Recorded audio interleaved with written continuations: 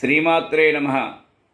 లలిత స్కందము కృష్ణమూలము శుకాలాపాభిరామంబు మంజులతా శోభితమును సువర్ణ సుమన సుజ్ఞేయమున్ సుందరోజ్వల వృత్తంబు మహాఫలంబు విమల వ్యాసాల బాలంబునై వెలయున్ భాగవతాఖ్య కల్పతరుర్విన్ సద్విజ శ్రేయమై. భాగవతం ఒక కల్పవృక్షంలాగా కనబడుతున్నది పోతన మహాకవీంద్రునకు. కల్పవృక్షం కోరిన కోరికలన్నింటినీ తీర్చి ఆనందాన్నిస్తుంది. భాగవతం కూడా అటువంటిదే అని పోతన గారి సంభావన. ఇదిగోనండి భాగవతమనే కల్పవృక్షం.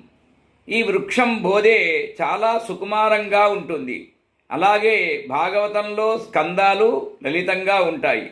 ఆ చెట్టు మూలం సారవ